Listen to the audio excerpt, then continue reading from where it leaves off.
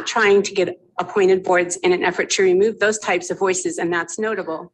Instead, they spend time attacking trustees Cavazos, Guzman, and Ford, who are consistently in the minority for policies and decisions that would legitimately help educators in CCSD. They've never been silent about their dislike for those three women, and that's why we're here today. This push for an appointed board is based on two things: hatred for particular trustees and a need to control. It's all about political manipulation. This hearing today aids them in that manipulation. This standalone idea failed during the last legislative session, but was then buried in larger unrelated bill during another secretive process that shut out stakeholders in the final hours of the session. True remedies for the dysfunction lie far outside of appointing members. For example, we could allow teachers to serve on the board, as we're the only ones who are excluded. That expertise is missing, and that change could benefit the district far more than a political appointment. We should be moving towards more democracy, not less. I've looked at several studies of appointed boards versus elected boards. I saw no data that supported appointed school boards over elected. It even appears to trend away from appointed boards to elected boards. Appointed boards also have the consequence of making the community feel as if they have no voice within their own school district. As a veteran educator, please do not support or recommend a transition away from elected school board to appointed school boards. From equity issues to our teacher shortage, we have far more important matters to be working on than this. Most importantly, appointed school boards will not improve student outcomes. Thank you. Thank you very much. Go ahead. Good evening, Chair Dennis and members of the committee. For the record, my name is Kenny Belknap. I'm a high school social studies teacher in the Clark County School District, and I serve as the CCEA treasurer. I'm here today to speak about our school boards here in Nevada and why it's long overdue that changes are made to the makeup of these boards. You don't have to look very long or very hard to see that the school board in the Clark County is a dysfunctional mess and lacks any resemblance of a functional board. If you've been unlucky enough to sit through one of their meetings in the last year, you would have witnessed the turmoil. There's no structure to these meetings. Board members regularly attack each other while on the dais. They rarely ask questions of value and spend almost no time reviewing student data, setting goals, and tracking the progress of their goals. A school board is supposed to be the public oversight of taxpayer dollars being spent to educate our children. And when you have dysfunction like we do, there is no oversight, and the district leadership is left to do as they please and answer to no one. Over the last several legislative sessions, CC has worked with many of you to increase the state's investment in education, work that has resulted in a significant investment by this body, like an additional $500 million you added to the pupil-centered funding formula last session, as well as the historic tax increase on mining that goes to education starting this next calendar year. All of us here know that even with the funding that's been added, it isn't enough to put Nevada's children on equal footing with the rest of the nation. The Commission on School Funding has reported that it will take an additional $200 million in new funding every year for the next 10 years to bring us up to the national average. This work is already challenging enough to find revenue sources to fund our schools, but it's made even more challenging with the circus that CCSD puts on every 2 weeks, undermining the trust the public has in them to spend those dollars appropriately. It's long overdue that we change the makeup of this board to mirror an education board that is highly affected in their oversight and spending of taxpayer dollars, the Nevada State Board of Education.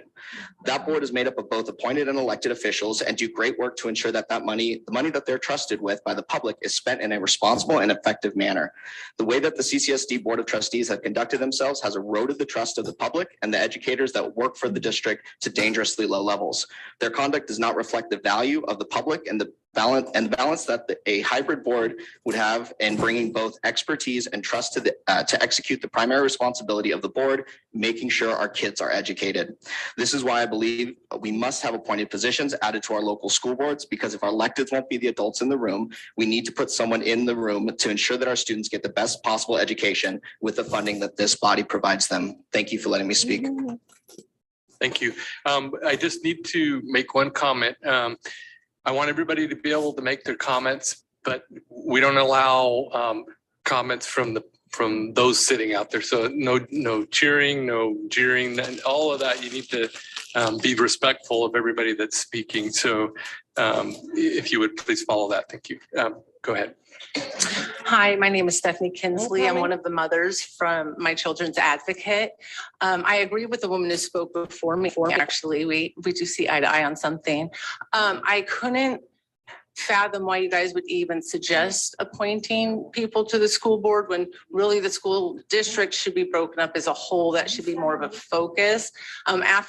We're 2 years into the most blatantly stolen election we've ever had, and now you're trying to just take away our right to vote because we don't like who you provide to vote for.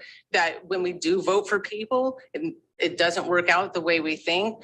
We're unhappy with our school board members. I went to school in my entire career through CCSD, K through a bit of college. I don't have all the degrees you guys have, but I need somebody to explain to me how educated people gave up their free mind and said that covering your face and hindering your oxygen is healthy for people and not harmful.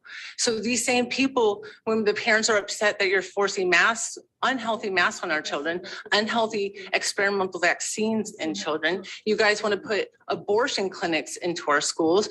Our teachers unions spend 5 times more on supporting democratic groups such as Planned Parenthood than they do on their teachers' retirement funds.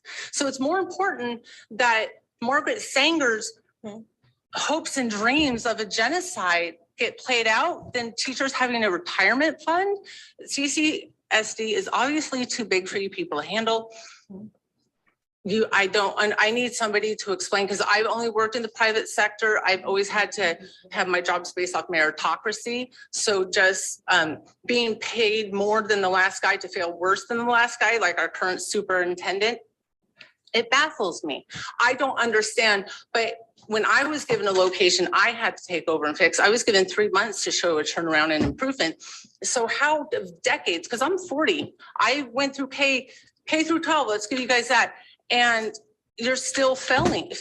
And I'm just so impressed that now you just want to take away parents' rights to even vote as a whole. And I do see the common denominator with stolen elections being Democrats. And I need to ask why. Why do Democrats want to fund Planned Parenthood and fund the Black genocide?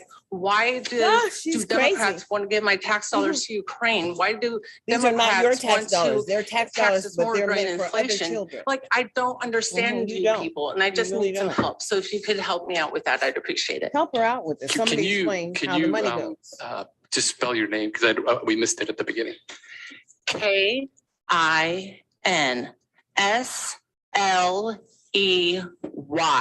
Kelsey. Stephanie Kinsley. Oh, she's a kid. Is it Stephanie? Was that your first name? Stephanie Yeah, okay, thank you. Kinsley. Thank If you. you need to stop by my house, it's the one with the solid Black American flag. I'm just, as I mentioned earlier before it, I'm just trying to get the record straight, and when you began, we couldn't hear it, so She didn't say it. thank you. Go ahead. Okay, go ahead. My name is Lorena Cardenas with My Children's Advocate. And as a mother who advocates for the best interest of her children, I am here to voice my discontent with yet another attempt, another power grab from the Democrat Party. This issue is not nonpartisan, as it has always been Democrats who seek to remove the voice of parents who disagree with their decisions. I have experienced it firsthand, as the CCSD school board has always censored, cut mics, and have had parents removed for conservative content they disapprove of, when it's literally been their job to sit there and listen. Now the discussion tonight is to further remove our voices by changing the composition of school board and the way they are selected. They are selected by the will of the people. Why would you want to change that? Can you sense your impending doom at the ballot box in November? Also, how are we supposed to believe that this decision will be neutral and nonpartisan when the presentation includes representatives of CCEA, the largest teachers union in Nevada, who just recently in this election cycle alone endorsed 27 candidates, and 25 of those 27 were Democrats? When the legislation attempts to remove the voice of we the people, the only change that needs to occur is in the legislation itself. Get out and vote in November. Give this legislative body an overhaul. Save our voice and save our country. Vote Republican across the board. Feel free to fact check my t-shirt. Thank you. Thank you. Let's go to the next person. Go ahead and press the button. You have 3 minutes.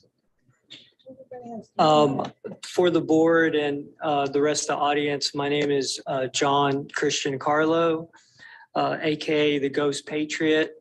I'm very well known in the community. I was a former candidate for school board trustee. I am, my race was nonpartisan, and I really like that because I'm really, I was raised in the South. So I'm really neither Democrat, neither am I Republican. I'm really a Confederate. I'm a Bible believer in Jesus Christ. And before my election was over, I did try to be as bipartisan as I could be. I'm multicultural. I speak 3 languages. I have a bachelor's degree. I did master's studying, and I went to trade school. So I'm a big proponent of education, and I recognize also some Latin Chamber of Commerce members behind me. And really, I think a lot of people know me here, but here I would like this interim committee to think about James Otis and Patrick Henry and other founding fathers as they popularized the phrase, taxation without representation is tyranny. And so our country was founded upon this principle that as long as you're taking my money, we want transparency with that money. No, I don't And think we so. want proper representation of the people. That money doesn't represent your I do children. believe with all my heart that this is more like a communist, becoming like a communist country when we take away the people's right to. See, people don't understand that money, the federal dollars are only to provide services to the people that the federal government identifies as supporting, nothing more than that.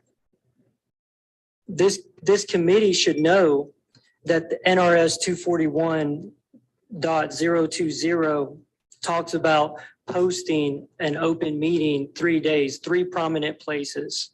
And I believe as many students as we have, 300,000 students, how many parents are not coming to these meetings? I mean, I dare to ask in Carson City, I mean, how does the room look there? Is it full or is it not full? But I can tell you at our board meetings, at the Board of Education meetings, those rooms are almost empty sometimes. So there's a major lack of attendance. And also we want more financial transparency.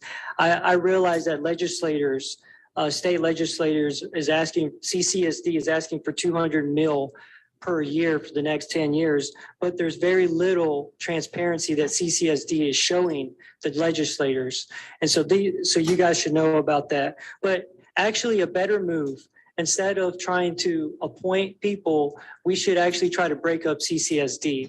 California does it. I mean, guys, I'm not the only one who believes this, but this is very nonpartisan. And I just want to thank you guys for giving me some time, and everyone who came out tonight. I appreciate you guys coming out, and I'm actually very thrilled to see how many people are here tonight. But thank you guys. I hope y'all have a good one. Thank you very much. And you can't see the audience there. My understanding is there's actually a lot of people up in Carson. So thank you. Anyone else wishing to give public comment here in Las Vegas? You'll come forward. There's 2 seats here. So if anybody else wants to come up, you'll come up. Go ahead whenever you're ready. Thank My name is Michelle McPhee, and I would pose the question, whose children are being taught? If they're being taught by parents, then I think parents should have a voice on who serves on the board by being able to elect those representatives. If, on the other hand, Nevada believes they own the children, then no wonder they would suggest that they should be making appointments for the board. I think that our Constitution recognizes that children belong to their parents. And I think that parents should have the right to at least be able to elect board members, representatives for the school district. Thank you. Thank you very much. Go ahead whenever you're ready. Did you, okay, go ahead. And you need to push the button. Oh, sorry.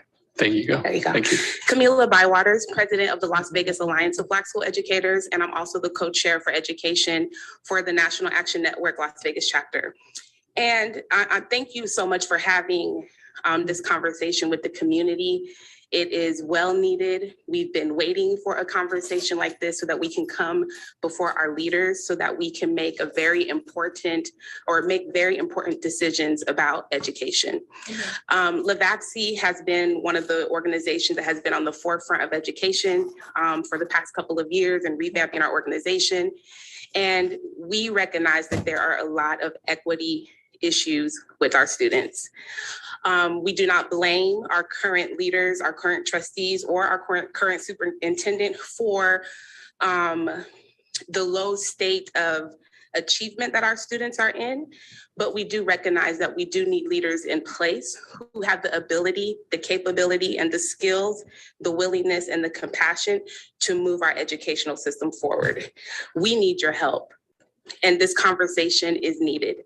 I do ask, as a leader of the community and as an individual in an organization that has numerous conversations with parents, with teachers, that we continue to have a well-rounded conversation and think about the pros and the cons, the advantages and disadvantages for the decision that we're going to make regarding how we're going to handle selecting our trustees and superintendents. At this time, we know that we have consistently been, our educational system has consistently been at the bottom. And it seems as though our educational system has been a cash cow. And the funding, we have not had transparency around how funding is being used to increase student achievement. And as achievement is horrible for all of our students, you can guarantee that it's even more severe for Black students and for Hispanic students and for students who are poor. We really need a change. And one thing that is apparent, we know that school boards are being used to really disrupt and dismantle democracy. We need you to step in. We need you to really consider what the community, what students and what parents are saying on how you can help to support us and save our state, save our education so that we can save our students and ensure that they have the best possible life forward. Right now, with what we have, we are failing. And as a state, the state of Nevada, we can do much better by stepping in and ensuring that we put proper plans in place to ensure that we have accountability for our students. Thank you. Thank you very much. Go ahead. Finally, she said something. Hi, I'm William Graham Carter. I'm sort of a third generation Nevadan. My mother was born in 21 in Tonopah, where her father was principal of the Tonopah School of Mines. He was a 1910 graduate of the Mackey School of Mines and also on the America's rugby team. They represented America and went to New Zealand and Australia and got their butts kicked by people who knew what they were doing. I love to kind of break kneecaps. People say, "Oh, I got here in '86." I said, "Well, we got here in '67." Pause, the second time. I got here when I was 4 years old. My dad was part of the crew that reopened Nellis. I got to see the first flight of the Thunderbirds. I saw Spike Jones for my 7th birthday. And I'm dismayed to have watched Clark County School District be so horrible my entire life. You used to have your logo on the side of your vehicles was an A+. And I go, false advertising, sue them. It's never been good. Back then, it was cheaper to pay off the commissioner than for the casinos to pay taxes. And after my mom died, my dad and I sat in the living room and got to know each other. And on the news, it came, one of the commissioners had been popped for taking a $5,000 bribe. My dad says, "We never got him so cheap." I think that corruption is kind of a Nevada tradition. Yeah, me too. As you, I'm sure know, the marijuana laws were passed with a promise that this is going to go to education. And of course, it went into the general fund the first time. For the first year, there was $800 million that the schools didn't get. Schools have always been the last thought on the minds of the legislators. We've always had the worst school district in the world. I do remember being at Nellis. I was in kindergarten. I remember doing the exercises like this. I didn't touch the paper. I think I was a lefty and they were turning me into a righty. Anyway, I do have a friend who is an English teacher who tries to teach English. Our take is that the Clark County School District and also in California, so people by politically correct people that she can't teach. She tries to teach English and they're talking about pronouns and that kind of stuff. And I think that I agree with the last lady who said who's being taught. It's the kids who are being taught. They belong to the parents. You're wanting to take away another level of our ability to choose. This is, you know, again, the lady said Democrats want that. I don't know if you're Democrats or not, but there's in the history of America, there's been an argument of federalism versus local representation, states' rights versus a big, powerful federal government. And I favor the parents having a choice, because there's no place in the world worse than Las Vegas for it's who you know. And you may have all these, you know, they've got to qualify this way and that way. And then somebody's going to go, my buddy Joe needs a job. And cronyism exists more in Nevada than anywhere else in the world. And I just really think that the parents should be the guides of their children's education. And thank you for listening. Thank you. I just want to clarify one thing, because every time I hear this, I want to make sure that folks understand on the marijuana money, it was closer to 300 million, and it actually was put back. It was put into the education system. So when people say that we it don't didn't know go to who got education, it. that is We not have no correct. idea who got it. It was actually, it was just delayed by 2 years because it wasn't approved by the legislature when it originally passed. I don't want to hear any comments from the audience. You shouldn't be making any comments. Yeah, you're mistaken only on the fact that the money did go to education. Is it still going to education? Yes, correct. It's still going to education. I heard it was going into the general fund.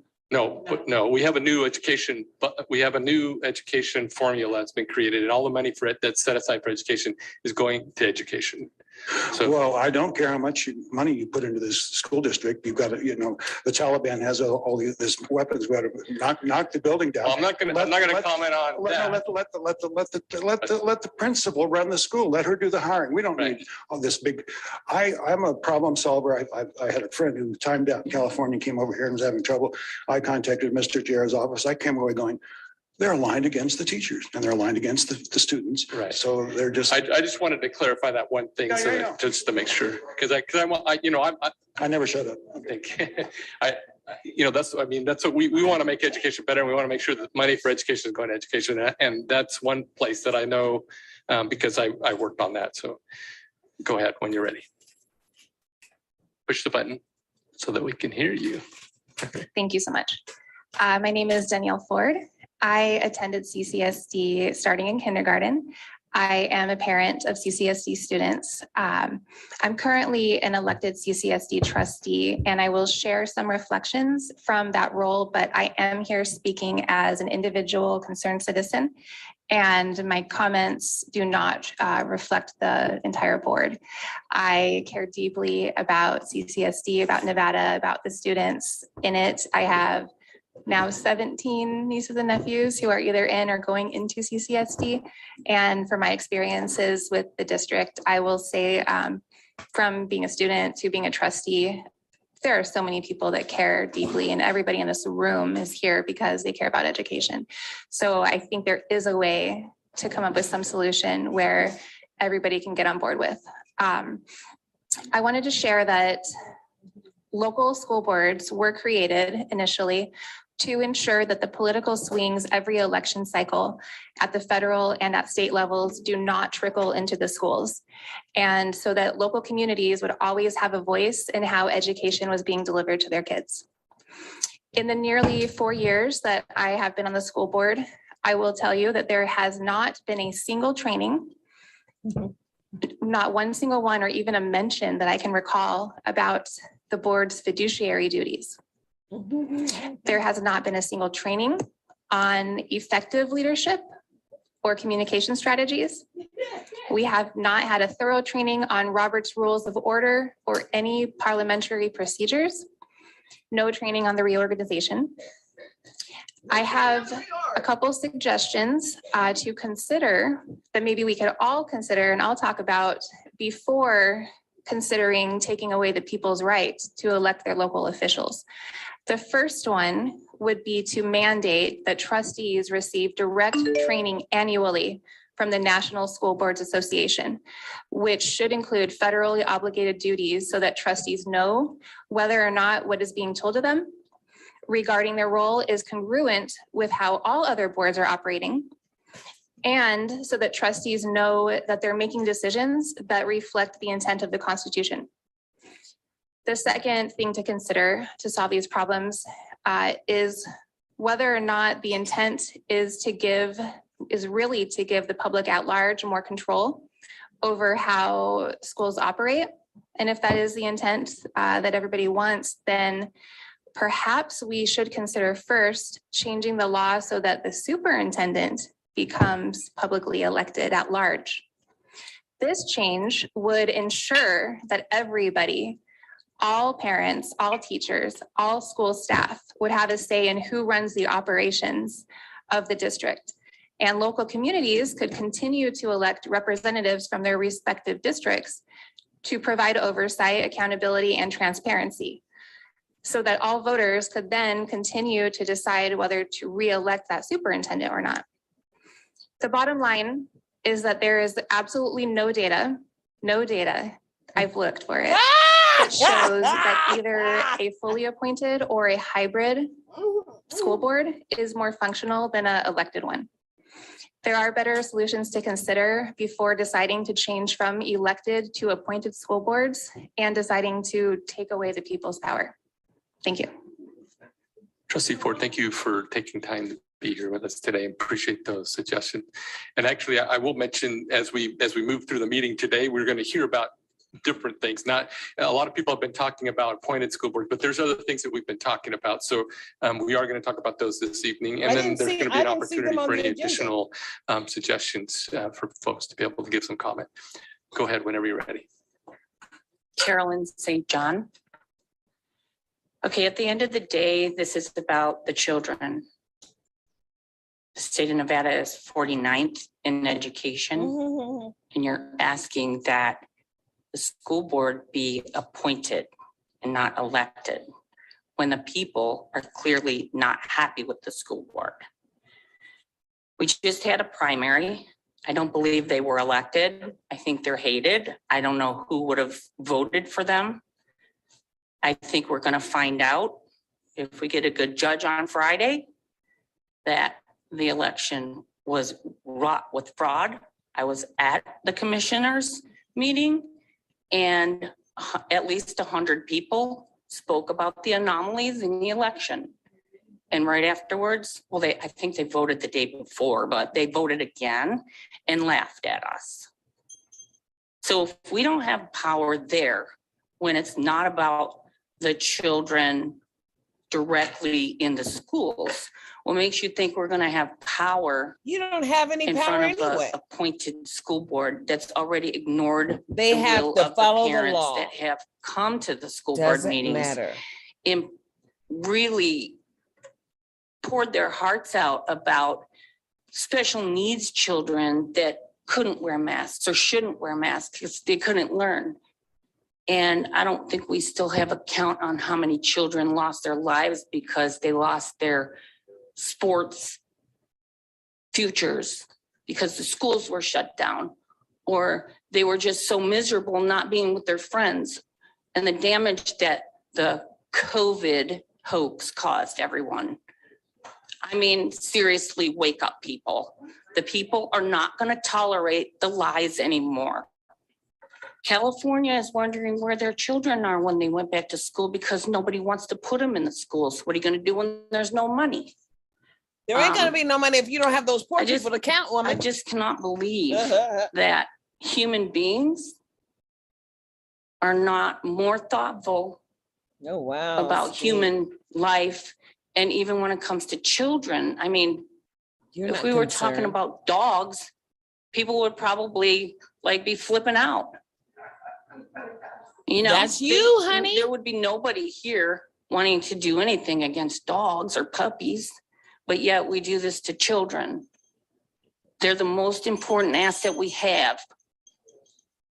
They're precious. They're innocent. No one needs to be telling them about CRT to hate each other. No one needs to be telling them about LGBT, elemental PQ, whatever, in the classroom. That's disgusting. That's influencing a child's imagination. That's influencing their behaviors, and it's confusing them. It sickens me. End the madness. Don't be a part of it. Don't be a part of it anymore, because our Savior is watching and he's gonna protect these kids. If we can't do it, he's coming and he's gonna do it for us. All right. Go ahead. No, go ahead. Buenas tardes. My name is Fernando Romero. I am president of Hispanics in Politics. I have two words: public education. Public education means that we, as a public, as a people, are the ones that elect our elected officials. Officials should not be appointed by anyone. They should all be elected by the people. I ran for school board because I felt that the trustee who governs or is over our District D had not even visited one of the 76 schools in all her time that she had been on. And at the last minute, I put my name into the ring. And I respect the fact that the public did not vote for me. However, had somebody been appointed to the position, I would have lost anyway. Because I'm here to tell you that one of my opponents is related to an individual who's an elected official. One of my opponents would have been named instead of having been elected. And by the way, that individual did not win. Let me tell you too that the various organizations that interviewed some of the candidates went in there with predetermined notions as to who they were going to select to endorse. In 1998, I was voted into the Las Vegas Chamber of Commerce leadership program. I was number two of 41 individuals who was voted in. I am a leadership Las Vegas graduate, 1988. Yet, when interviewed by the Las Vegas Chamber of Commerce, I was not even considered. Mind you, this is their premier program. And yet they voted to nominate an individual who had never visited even one school within her district. That's who they endorsed. There was an organization of past trustees that also interviewed me. The chairman of that particular panel is a past president of a school board. She was instrumental in having the present superintendent named to that position. And she knows that I'm not in agreement with that superintendent because we are still number 49 in nationwide as far as education. That individual has been here 3 years. He was without a job supposedly for 28 days, yet he sued us for $2.4 million. And yet he was brought back in, not by the public, but by people who have a lot of influence, a lot of money, and whose children more than likely never even have been inside a public school. Yet, at this point, I see where maybe this body may be considering the possibility of appointing a public official, and that is wrong.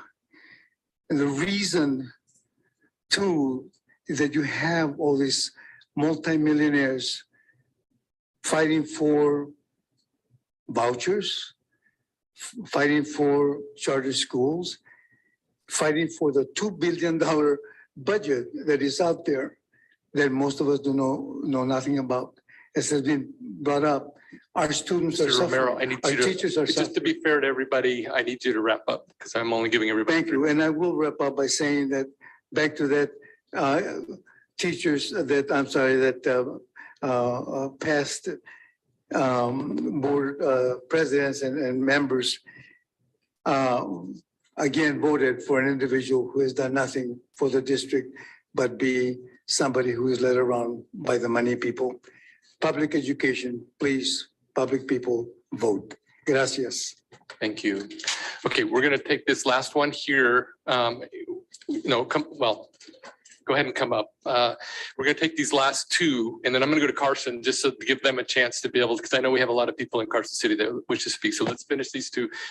I'll come back after we're done just to see if there's any more. But I'll mention once again, there's going to be multiple opportunities on specific issues as well as at the very end. So go ahead. Hi, my name is Jamie Chudrinsky. I'm speaking as an individual. I am a public school teacher in Clark County, Nevada.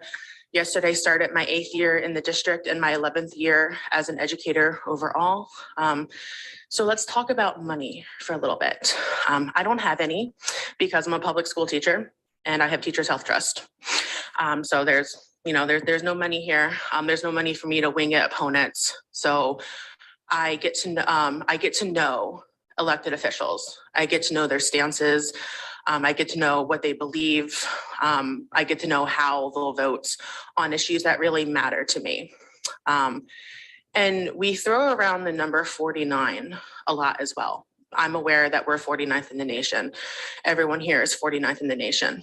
And I think it's really easy to get bogged down in the ugliness of that number and to ignore the good that is still there.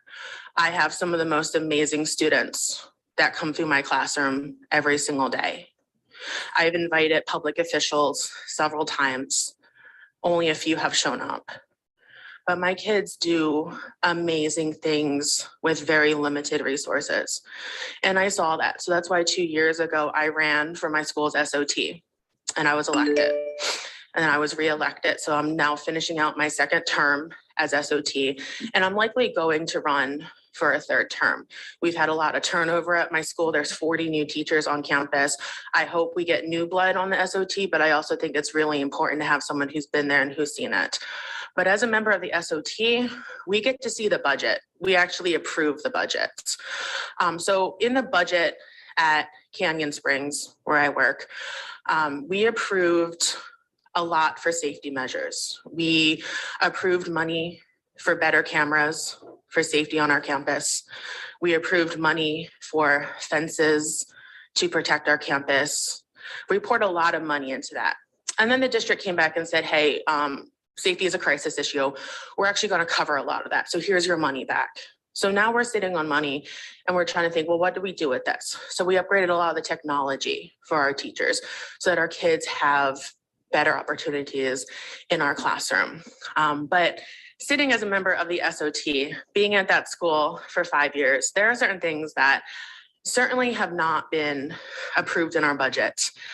For example, there's not a single line item that will provide for us to build an abortion clinic on campus. You're not going to find that in a single CCSD school. Not a single CCSD school, not a single school in Nevada.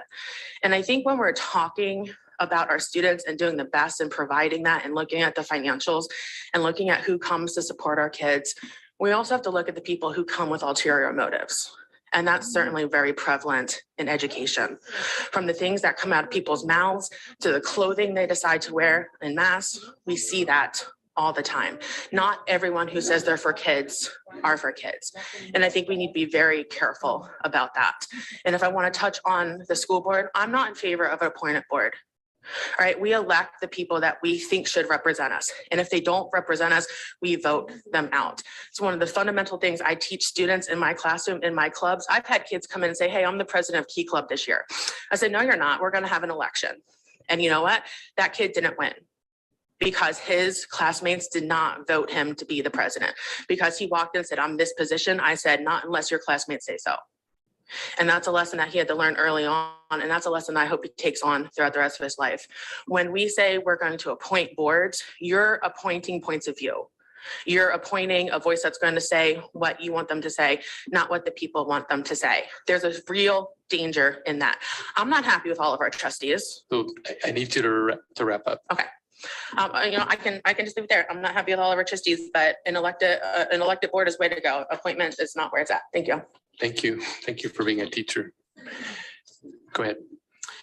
Good evening, Chairman Dennis and members of the committee. My name is Linda Cavazos, and I am speaking tonight as an individual. However, in full disclosure, I am presently the District G trustee for the Clark County School District. In regard to the agenda topic tonight and at the previous meetings, my first query would be, what is our goal here? What is our intention?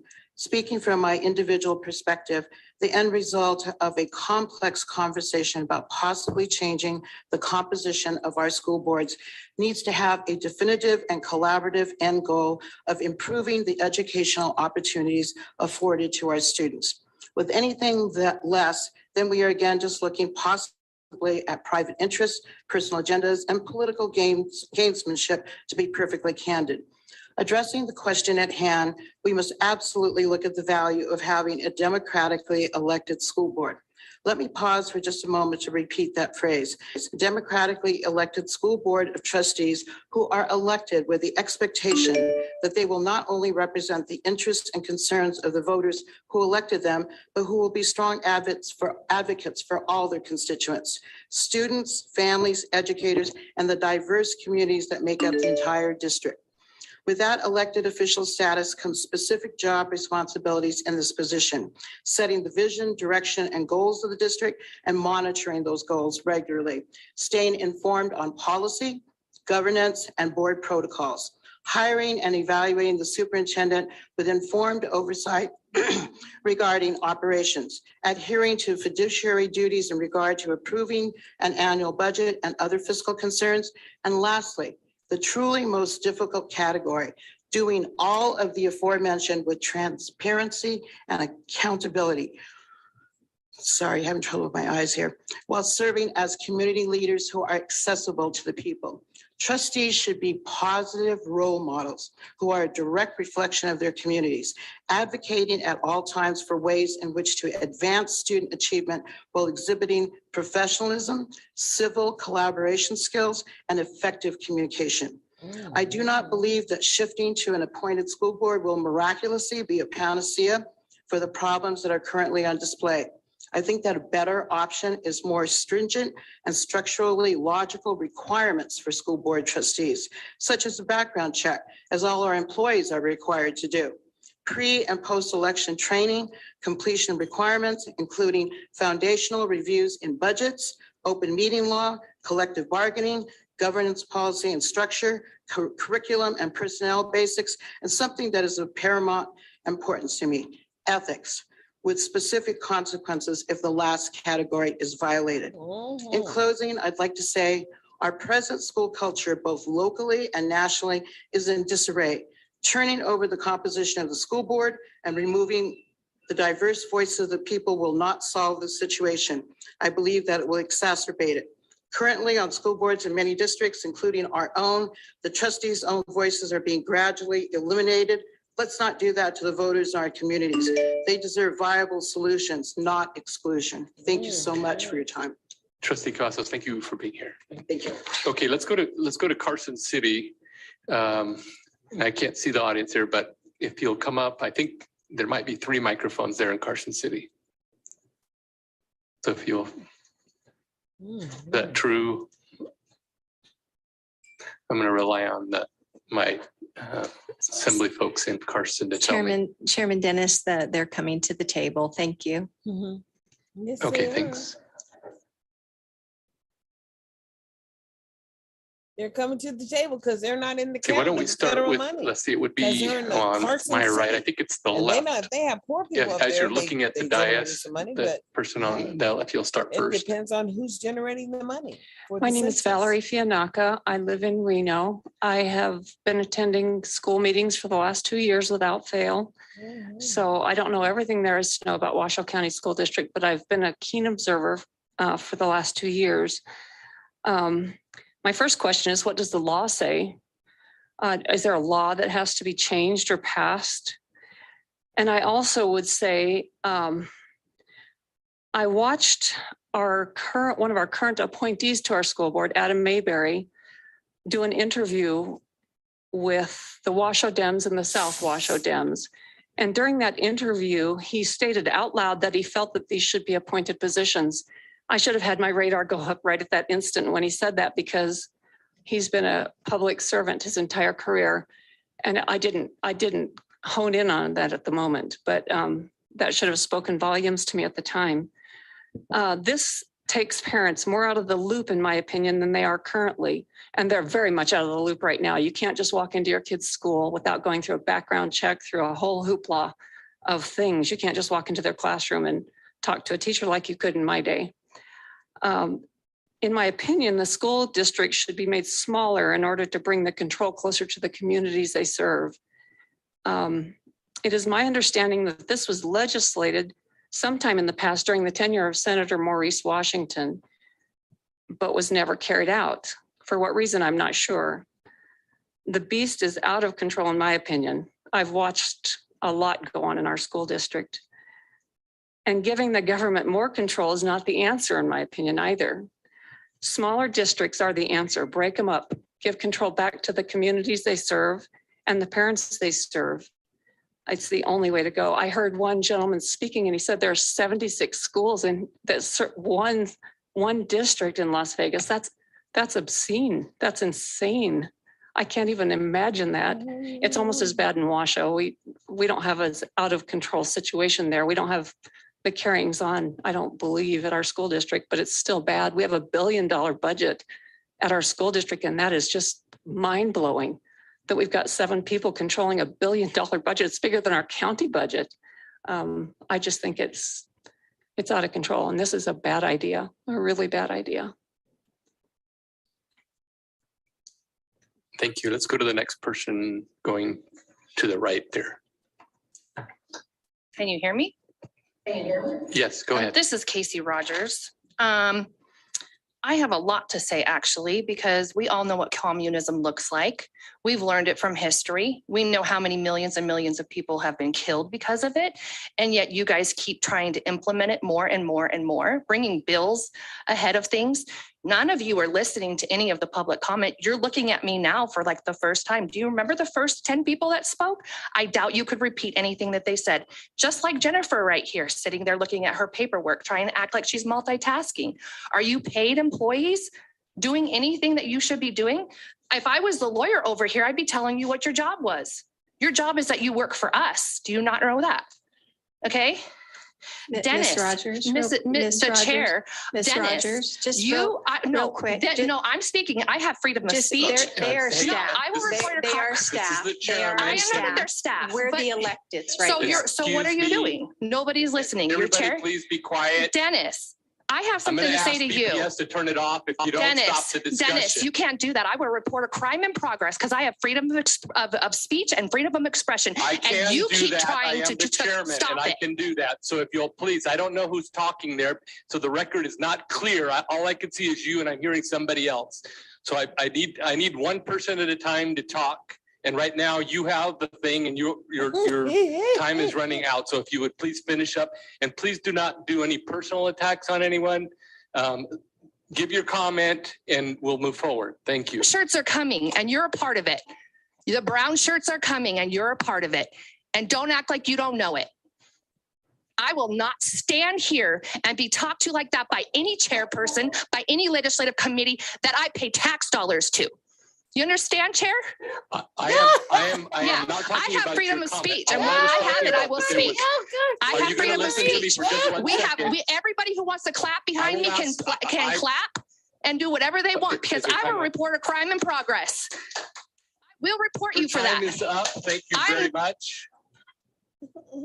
Let's go to the next person. I was trying to give you an opportunity to finish, but you want to have a discussion with me, that's fine. But let's do that offline. We have a lot of people that need to give comment tonight, and I can't have people just talking back and forth. We got to have some kind of order here, or we'll never actually, there's a lot of opinions that are here, and we want to hear those opinions. So, okay. I'm going to ask those that are in the room here to be, I did not interrupt her. Somebody else interrupted and I'm trying to find out what that is. Now, if you're going to yell out in this audience, I will go ahead and stop this meeting. I'm doing this out of the opportunity to give people. I'm telling you what the rules are. See, we have a thing called the Constitution. No, thank you, BPS. Thank you. So what I'm trying to do here is give people an opportunity to talk. We cannot do that if we have people just going on and on. I tried to give her an opportunity to finish, but she decided she wanted to go on about something else. Her 3 minutes was up. So we are going to move to the next person. If you want to speak at the end, you'll have another opportunity at the end to give public comment. She hasn't stopped. So let's go to the next person.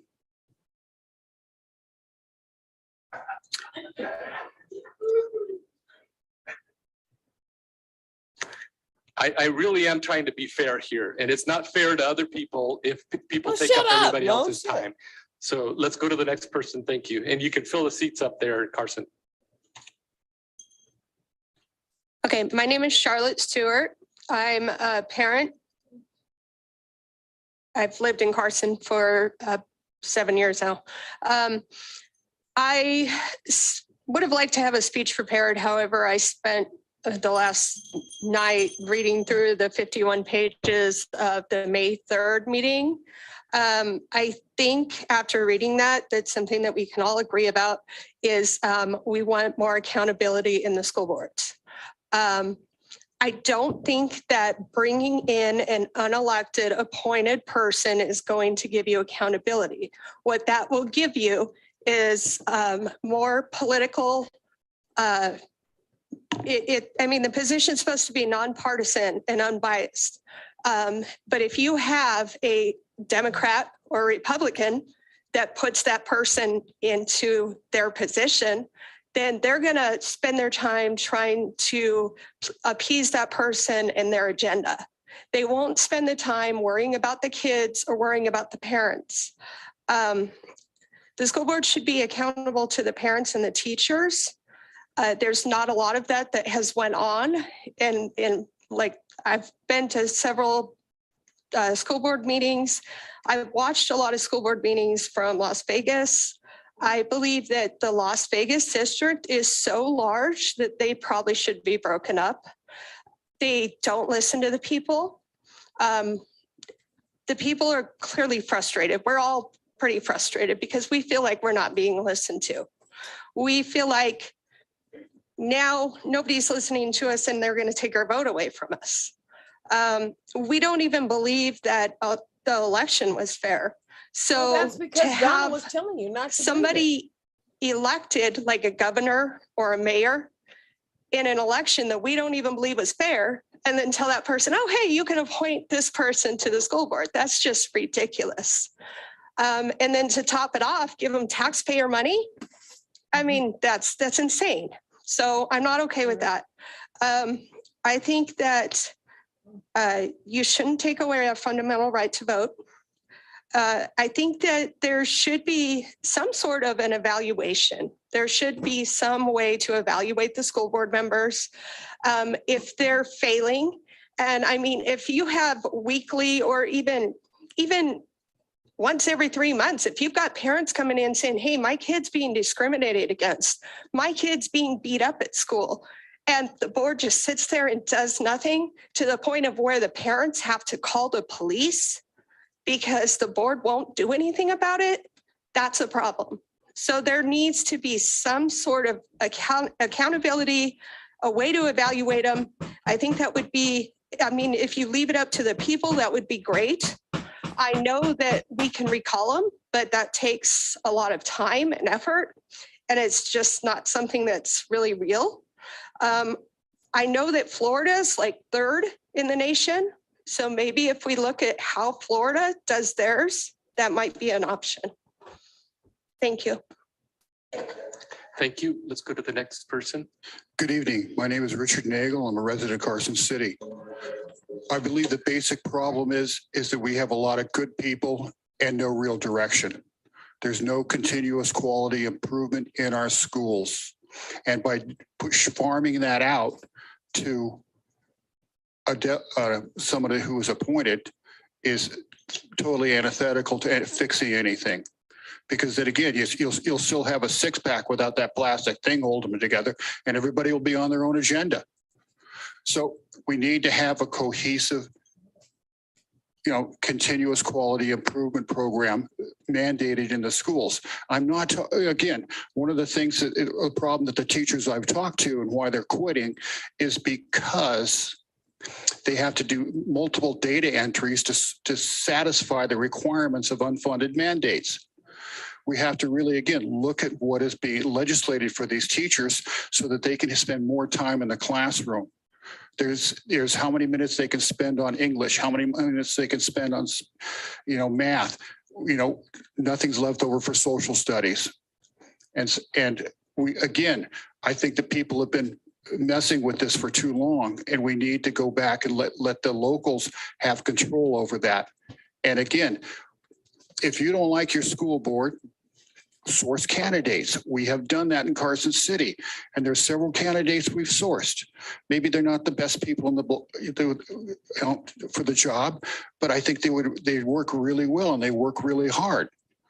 Okay, and their goal is to take care of the children. So I think that's the best thing, is let the people run the system the way it's been. Don't steal our votes. Don't take away from us. Okay, we can enrich this as a group, the system, and the system needs to be enriched. I mean, Benjamin Franklin says we have a democracy if we have a republic if we're vigilant. And we all as Americans need to be vigilant and part of this system. And by taking us out of the system, you are desecrating that system. Well, you're desecrating our system. We need to be part of it, and we need to help it work. Yeah. And it's not by working for taking us everyone. out, taking the populace out of those decisions, you're destroying the system because you're creating more apathy towards it. And at a time where we need more involvement in the system, don't do this. Let us have our elected officials and let us move forward. Again, criteria-based, skill-based and job descriptions and evaluations are the main focus on how to turn a company around. We need to apply those principles to our school systems. We've learned that it works in business. This way we can have our continuous quality improvement. Well, we don't have any inequality. Money is not the answer. You're right. It's a cohesive forward momentum is what we need. And that's where I think we need to go. And I really thank you for your time. I appreciate that. Thank you. Let's go to the next person. Good evening. My name is Joy Trushinsky, and I agree with Richard, but I have a little bit different slant on things. The Nevada Academic Education Standards, which used to be called Common Core, is a failing system. Nevada grade school education is ranked one of the lowest in the nation. Reading and math scores at all levels are in the 30s and 40 percentile and have been this way for quite a long time. This is not acceptable. And the Nevada legislature continues to pour money year after year into this failing system. School boards follow the policies of the party which controls the legislature and money. It is the legislatures which can improve the education of our children, but they do not. Instead of promoting reading, writing, math, phonics, critical thinking, and a fair and truthful examination of America and world history, and a comparison of our republic with communists and and socialist nation, the Common Core education system instead pushes critical race theory, sex education, transgenderism, all intended to harm the family unit and cause division in our communities. Also, the Nevada education of our children is not transparent. Parents are not allowed to voice opposition to what is being taught. Also, the Nevada teachers unions usually support Democrats, fund Democrat candidates. This is wrong. We need to get teachers unions out of politics. We must return to traditional teaching methods and let the teachers teach instead of depending on computer-generated curriculum which supports communistic ideology. We need to get rid of Common Core once and for all.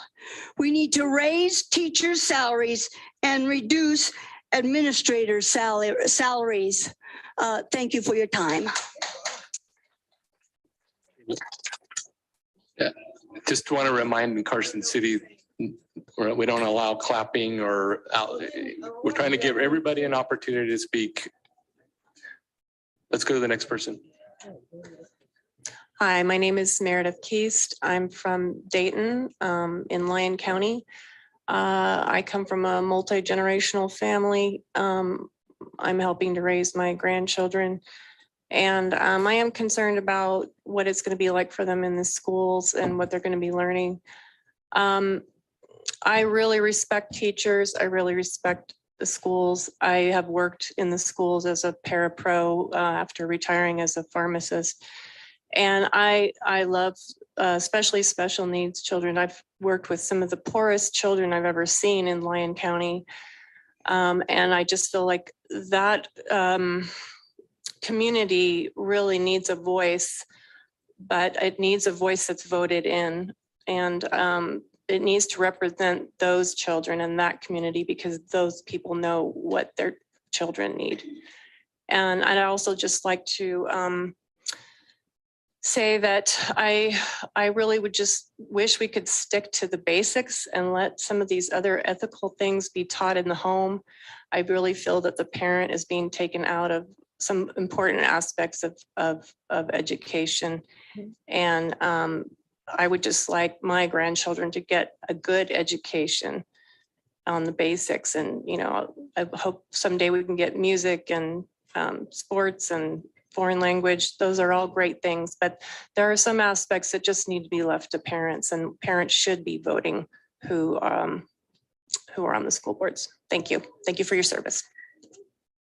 Thank you. Let's go to the next. My name is John Ippolito. I'm a former K-12 teacher. I've had 4 kids that have gone through Washoe County School District, and I'm with Protect Nevada Children. Senator Dennis, thank you for all you've done and continue to do.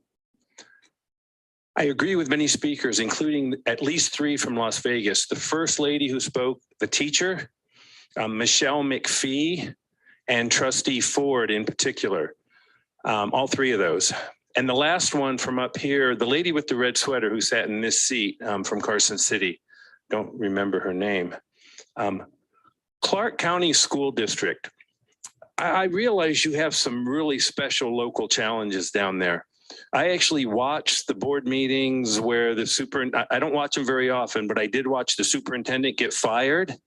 And then I watched the superintendent get rehired. Somebody said circus. I think that was probably the word. However, Trustee Ford had some excellent ideas on how to make Clark County School Board work better together. And none of those included appointing board members. Mm-hmm.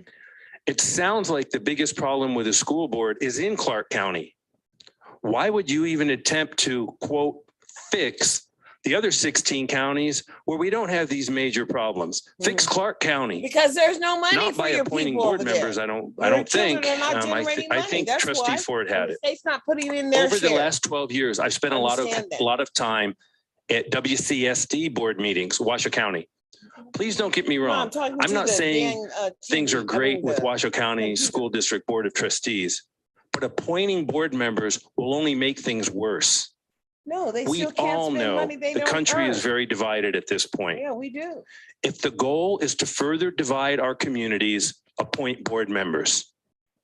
If not, No, don't please appoint any continue board members. to Just allow look at parents the data and then community let the money members go back at the to the local feds, so level everybody to vote understands for that their all school children are board not members. generating the money. You can find 1,500 of us on Facebook at Protect Nevada Children.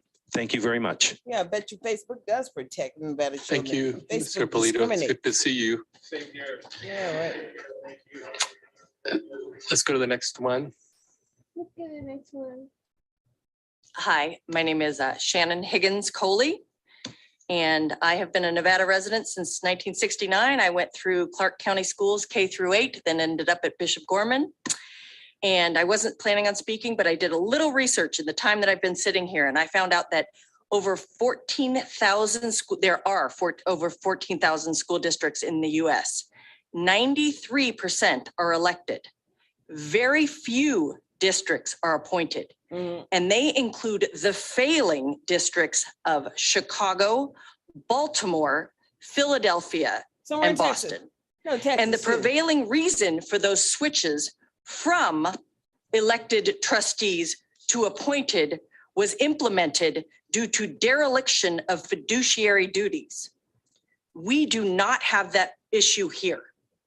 In 2015, the current Washoe County School President, Angie Taylor, was asked this specific question, whether she believed that that trustees should be appointed. She said, "I don't believe we should take away local voices."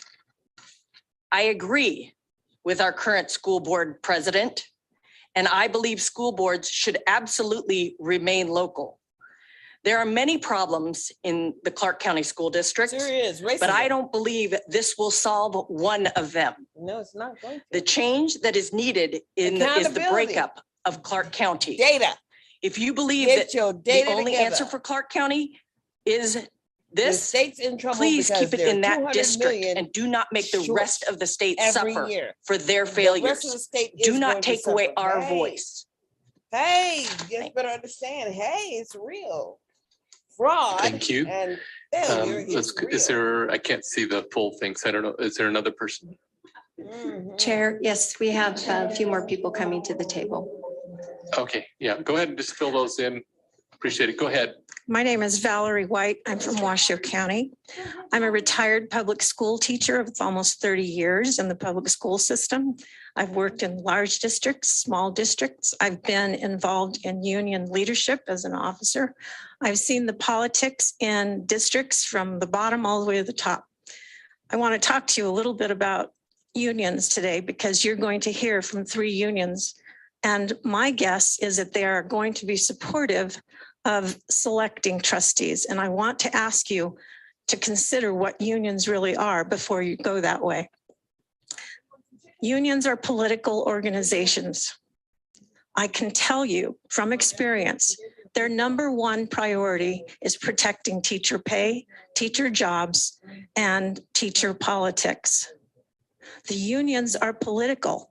They're leftist, they're Democrat, they're socialist, they're Marxist. If you don't believe me, just go on social media, look at some TikToks, look at some Instagrams, and you will see the teachers in there bragging about how they're indoctrinating the students with transgender philosophy, with Marxist philosophy, with racial philosophies that are not representative of the communities that they're teaching in. They're abusing their position as teachers. Now, unions stick together. I can tell you as a teacher, if you opposed the political positioning of unions, you couldn't count on their support. You couldn't count on other teachers who are also active in that union to support you if you needed support at your school site. So when these union representatives come and talk to you in this meeting later today and tell you that they are experts in child development, that they're experts in understanding the psychological or emotional needs of students, they're overestimating their abilities. Parents in the community have a better grasp on that than the teachers do.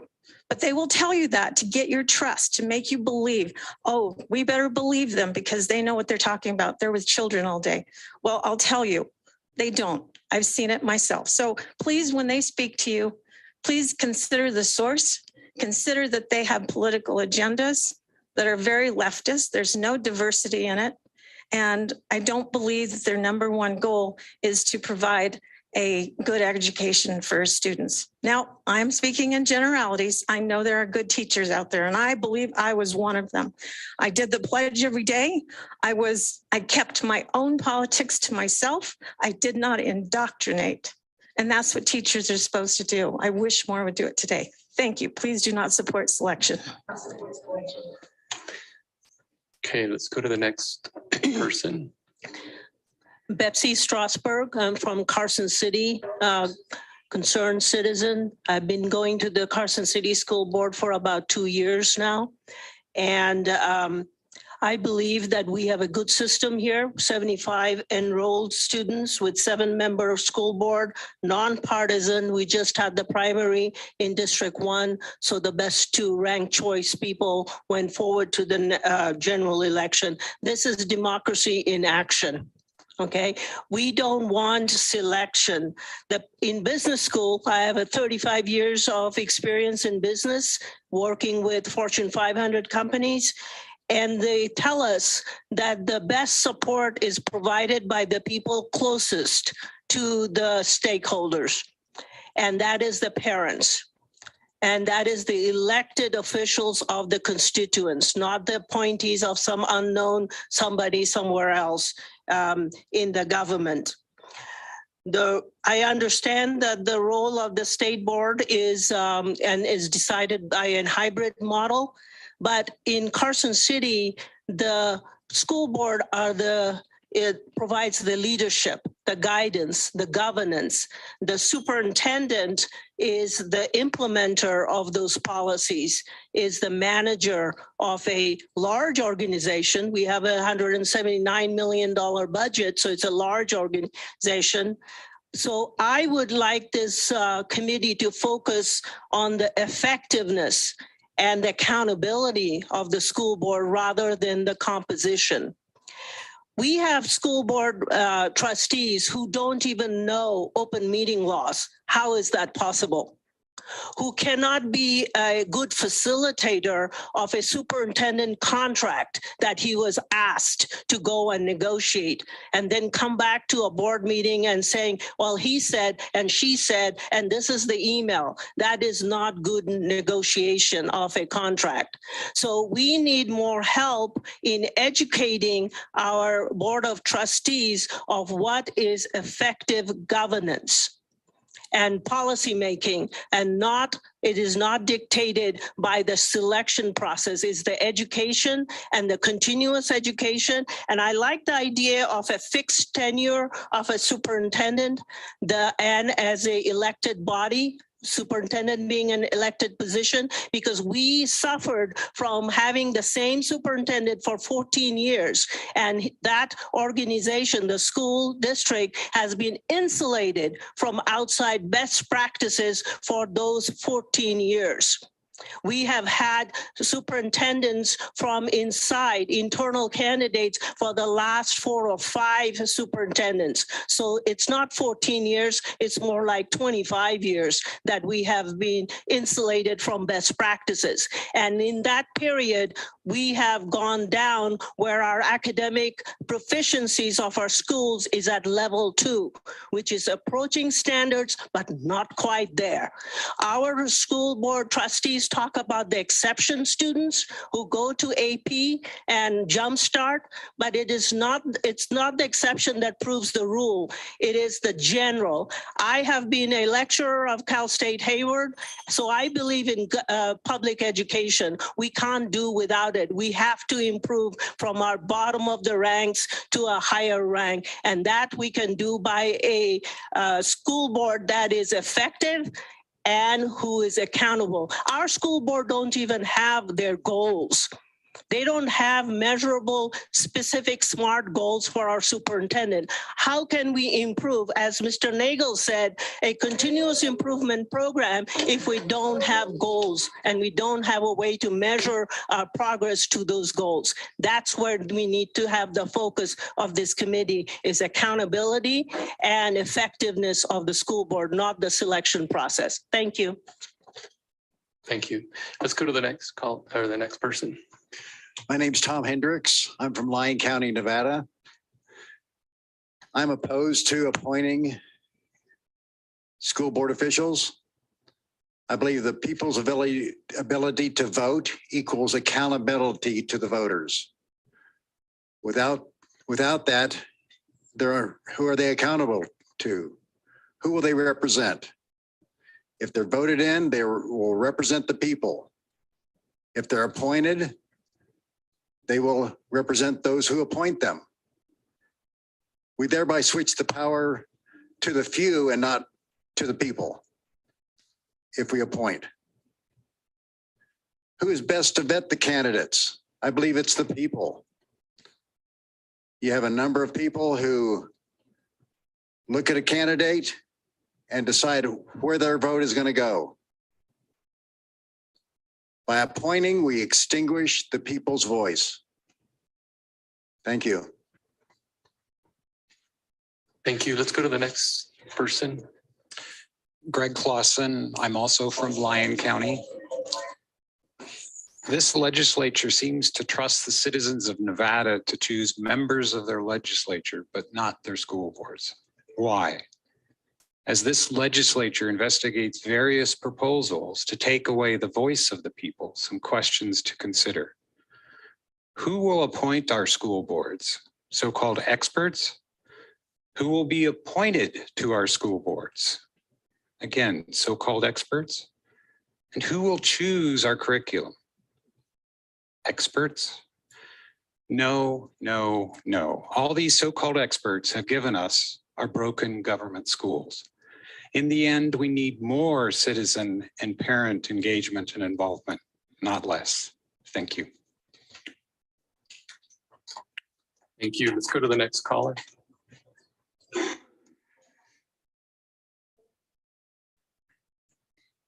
Good evening. My name is Karen Stevens. I'm retired from the Nevada Department of Education about 9 years ago. I've been going to school board meetings for the past 2 years, and I've been very dismayed by some of the situations that I've seen come up. Training is definitely needed for these people, but I don't believe that we should just dismiss them. Training is the way to go. Give them tools to be good school board members. So I'm in agreement with the majority of the speakers. We, the people, do not want appointed school board members. We want elections. We don't want selections. Don't extinguish our voice. Thank you. Thank you. Any other?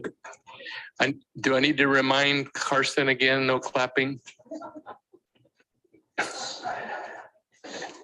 It's unfair to, I mean, when we're trying to get people to really be able to give their point of view, you know, when you're trying to talk to somebody, you don't want them doing that. So that's all what I'm trying to do tonight is to be able to, we want to hear everybody's voices. And you have an opportunity to do that. Anyone else in Carson? I don't see anybody coming forward. Let's go Chairman Dennis, it looks like, do we have anybody else that wants to come forward? I think we're good. Okay, we're going to go online now. So if BPS could pull up the first person online. Yes, thank you, Chair. If you would like to speak in public comment, please press *9 now to take your place in the queue.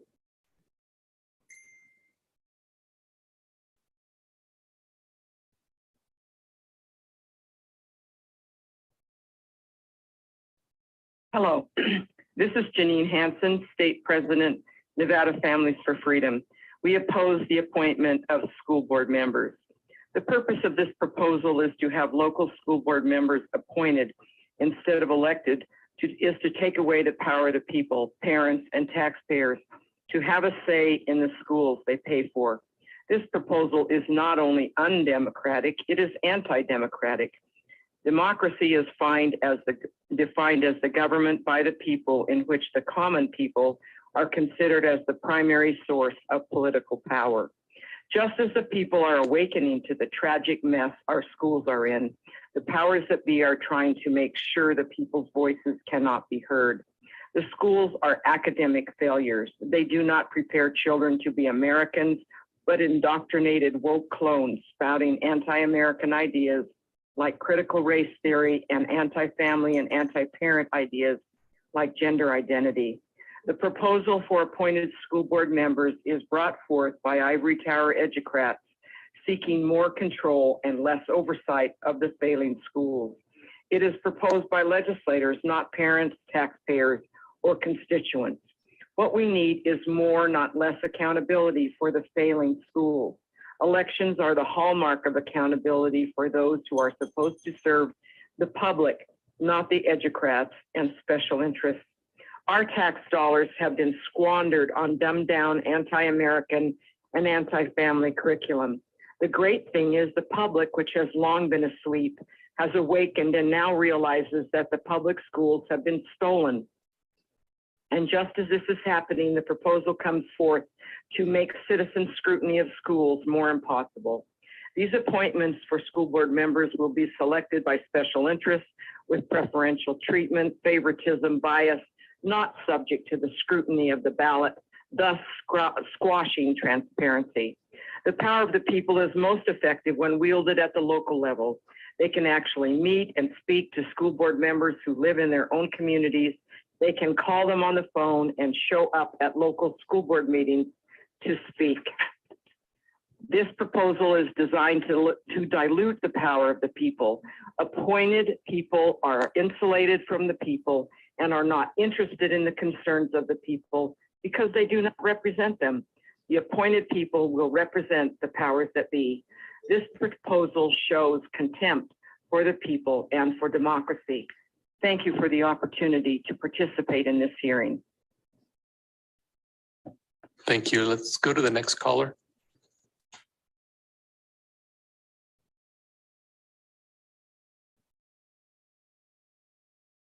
Good evening. Good evening, Chairman and Committee. Okay, good evening, Chairman and Committee. This is Lynn Chapman, State Treasurer of the Independent American Party. We oppose appointment of school boards and a hybrid of appointed and elected school boards. Our school boards in our state are very important to the citizens. The school board controls the school's policies and budgets. They oversee the academic, legal, and financial health of a school district. They hire and evaluate the district superintendent, resolve conflicts, and allocate funds. They represent the public interest and serve the diverse values and needs of their community. The people need to see high academic standards, transparency, and accountability from our school board. We, the people, want what is best for our children and families. Making the decisions for our community is important to us, and using our right as citizens to be able to vote for people to work in our favor is of utmost importance. Previous generations have fought for our liberties, and one of those liberties is the right to vote. Taking away our right to vote for our representation on our local school board is the wrong action to take. Appointment of any board member is one too many. Please oppose the appointment or hybrid of school boards. Leave the important job of choosing our school boards to us, the parents and the taxpayers. Thank you for giving us the opportunity to speak on this very important subject. Thank you. BPS, can we go to the next caller? Do we have any other callers? Yes, we do, Jim. If you would like to speak in public comment, please press *9 now to take your place in the queue. Again, that's *9.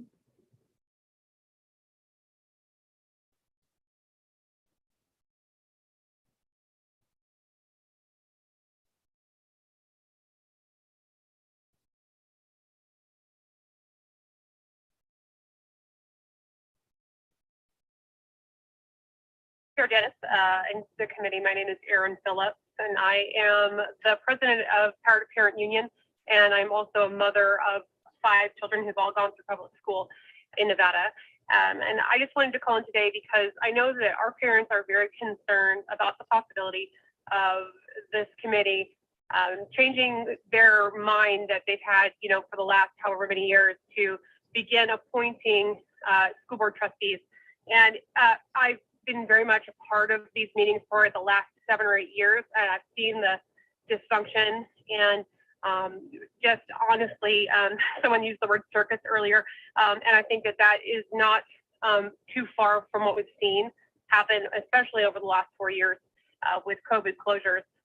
But what we've also seen is that our parents have been woken up to a lot of what has gone on for many years. They did not realize what's going on, and they've realized that they need to be empowering themselves to advocate for their kids. And when we are seeing parents show up to school board meetings, we know that is an opportunity for them to participate in the democratic process. And if you have appointed trustees over elected trustees, there's really no accountability for those people. Right now, it's not a perfect system, but there are many things we could discuss on how to make it better, and I hope we can have those discussions, especially this upcoming session. But for right now, we need to continue to allow parents and voters to have a voice.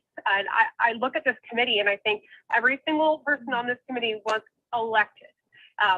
Whether you voted for this person or not, everyone on this committee is elected. And we want the same opportunity. We think that our children are really, really important, and they're one of the most valuable resources we have in the state. And parents and community members should have the same opportunity to elect their leaders as we've had to elect our assembly and Senate leaders as well. So in closing, I would just like to say we are opposed to appointing school board members. We think we should continue to have the opportunity to vote and not disenfranchise parents and voters. Thank you. Thank you. Let's go to the next caller, if we have another caller. Chair, you have no more callers wishing to participate in public comment at this time. Great, thank you. Okay, I'm going to come back to Las Vegas because let me just before we do this, how many more do we have that want to give comment at this point? Okay, I see 1, 2, 3, 4, 5. Okay, let's go through those. I'm seeing a pattern, and remember earlier when I talked about if you're going to say the same thing as everyone else, just say ditto. And I don't want to, if you got some other things, especially want to make sure you have that opportunity. I just want to make sure we have time to be able to go over the presentation that we have tonight. I think it'll, you will see all the different proposals that have been made. So a lot of this has been talked about one specific proposal, but we've had several other proposals which include training and other things. So, and I want to make sure we have an opportunity to get to those. So, so why don't we have come up those that wish to give their comment. There's one more spot here in the middle. So if there's thank you. Go ahead. Thank you so much. You need to push the button. Sorry. It's good to see you. Great pleasure for having me here. Thank you for this great opportunity. When you're doing this, man, it really just shows you guys are probably obviously losing because we're waking up. There's all these great minds coming up. So yeah, just keep doing what you're doing because you're really showing what you got. Before I begin, I'd like to thank you, Mr. Dennis, for the nice talk we had several months ago, and I appreciate you handling this meeting. I really like your style. However, when you talk about appointments, there's a couple of people in this room that could learn from you. Who I'm talking about. Just make sure you put your name on the record. Cyrus Hojati. Thank you. Thank you. And I'm talking about Darlene. Last year, I was just asking some questions about casino corruption. She just walks away. And I talk. Hey, Cyrus, let's not turn this into personal attacks on individuals on the committee. Let's talk about the education issues. Okay. Well, I mean, how could I trust you when I saw you, Assemblywoman Miller, and how I got treated in the library? When I wanted to talk about Black slavery from the Arab slave trade, you don't let other people. You're still doing that. Okay. Let's not talk about individuals. My apologies. Let's talk about my apologies. well, hey, at least, you know, you're giving us light in the tunnel. Keep doing what you're doing. I think the real issue, what I see with the school district, is a symptom of a larger problem, and that is this county structure, which needs to be broken up. This is the only metropolitan area that has one county in the United States. Break it up. It worked in 1935. We need to have multiple counties, and so will the school districts will break up, or add more trustees, add more commissioners.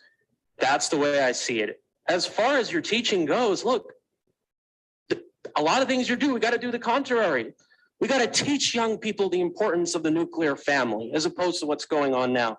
We got to teach women to be more feminine, to be good wives, good moms, get married between the ages of 20 to 27, rather than living this reckless, promiscuous lifestyle or becoming slaves and putting careers as their main focus to large corporations. We got to teach men how to be masculine, good providers, and be strong, rather than this thug culture that's being promoted. A lot of things you're doing, keep doing it, because we see that the opposite is really, really true. Yeah, I'm really having a good time. I got to tell you that. But anyway, thank you so much, and look forward to talking to you soon. And those of you who want to keep ignoring me, keep doing it, because you're going to prove people like me right. Thank you. Thank you.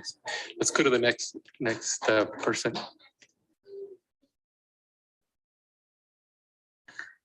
Hi, my name is Rachel Puana. I don't represent my school. I just represent myself and my experiences. So, you know, I'm a public school teacher. The way I came here to Las Vegas, and they know my story, and I'll tell the story because it's everybody, you're gonna hear it. So I came here hired by CCSD as a teacher, public school teacher. This is from experience from various different school districts. And I'll just tell you my experience. I came from 3 years in Compton Unified, and CCSD is a nightmare compared to that. So that's how bad it is here in CCSD. It was so bad that I had to walk away. It was traumatic. I had PTSD. Took me years to finally stop having nightmares about it. So that just gives you a backdrop of what you have to listen to as teachers.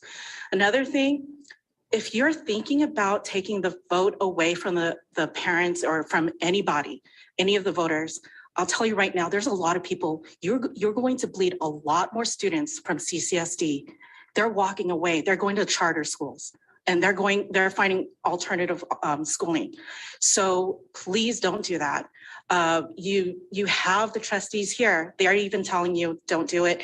They had a lot of opposition, and it's amazing that they come to work all the time getting shouted at, which is, you know, fine, but they represent and they represent us. Just so you know, you guys really, really just listen to the people.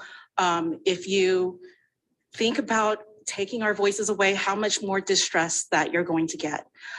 So this alone, just suggesting it, you could hear how many people are upset about it. So if you want to sow distress of even more so with politicians, this is the one way to do it, by taking their votes away. So please don't do it.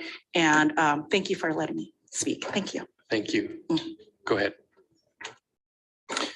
Good evening. My name is Tom McPhee, and I'm in Clark County. And my father was a teacher. I have 3 sisters that are a teacher. My wife was a teacher. I have 2 doctorate degrees. We believe in education. However, there's a gentleman that used to live here in Las Vegas. He was an honorary professor at Lee Business School right here at UNLV, Murray Rothbard. He wrote a book called Education, Free and Compulsory. He knew all about that. He escaped from Poland, where his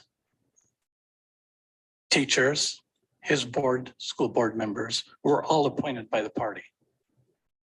I would encourage you to read his book and understand what we, the people, want. We want free elections. We don't want appointed people telling us what we have to believe or what our teachers should be teaching our students. That's a parental authority. It's a usurpation of the divine order. And we would sincerely appreciate you listening to the people. The former speaker here is a witness to the mass exodus from our schools. In some districts across this country, 48% of students are leaving public education. Why? Because they don't like to be dictated to. Oh, wow. And so, you know, my three sisters, all educators, home educated their kids because of the dictation that is coming down in their districts. And we home educated our children as well.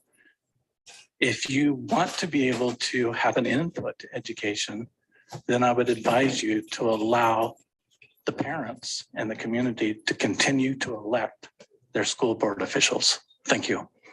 Thank you. Let's go to the next caller. Thank you. My name is Helen Oseguera.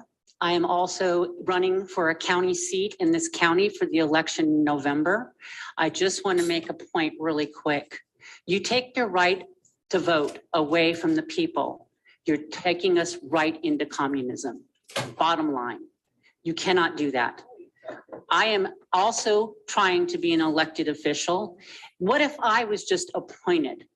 Would I do a good job? Who knows? But if I was elected by the people, as I promised to the people that I'm going to serve, I will do my job for them, not for an oligarch, not for tyrannical governments, and not for communist governments. We don't live that way in the United States. This is the United States of America. This is not communist China. This is not communist Russia. This is not an oligarch. We do not be ruled by kings and queens. We are ruled by the people. We cannot have people telling us that we cannot elect our officials. That's important to the very bottom line of this country. And what you're doing, and which I think is very suspicious at this point, is we're almost a few months away from an election in November. And what you're doing is proving to the people right now is that you're taking away our vote on a school board that we detest right now. And I can tell you that for sure, because I've been to those school board meetings and I see how these school board people act, and they should be removed, every single one of them. And I don't mean just one or two, all of them. They all need to be taken out. However, I do want to make a point. Two of the school board members that are here today, I actually am on their side as far as not appointing school board members. I agree with them on that, which means we can all come to an agreement together to work together and not be subjugated to ruling class. We are not going to be ruled by somebody else. We are the people. We vote for our people that we want in office. That's the bottom line. If you do this, you are only bringing yourself into tyrannical governments.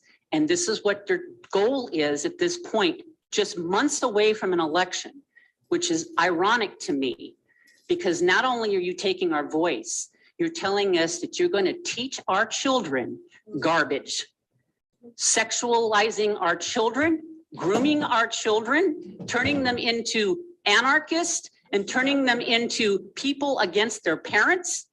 They're going to be going down a very bad, black, distant road to what this country is all about. It's about freedom, and it's about teaching our children about what America is and what our freedoms are, not about giving them what skin color you are, or what sexual transition you are, or any of that garbage that's being taught in school right now. So what's telling me now is you want to appoint people so you can continue teaching that garbage and not listen to the people. We don't want this stuff in our schools. We want math, English, we want history, American history, constitutional history, and we want our children to be taught how to live as productive citizens, not as somebody sitting on a couch smoking a joint and not doing anything for the rest of their life. And that's what you're going for.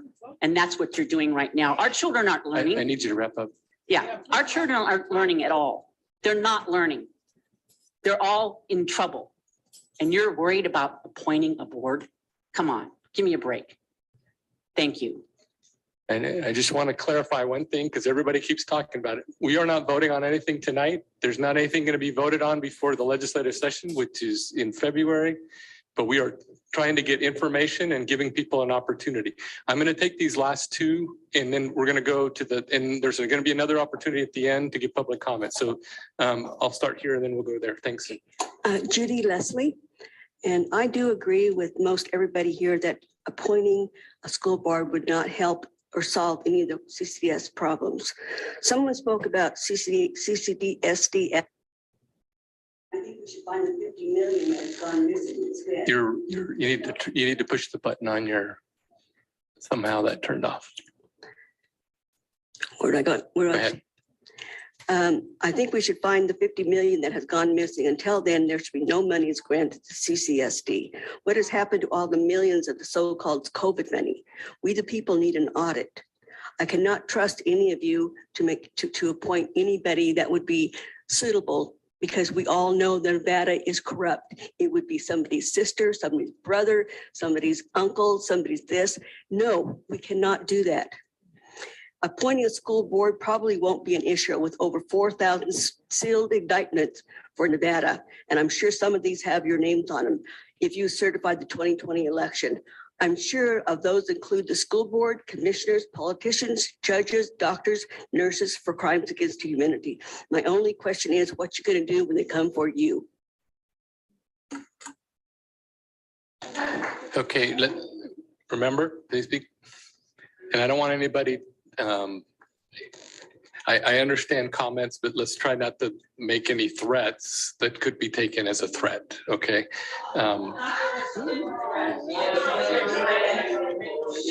If you want this down, I will shut this down. I'm giving you an opportunity to speak this evening. Because I want people to have an opportunity to be able to speak tonight. So I need you guys to quit interrupting so that we can. Now, whoever's talking back to me right now, I'm going to have you removed if you do not. Thank you. Go ahead.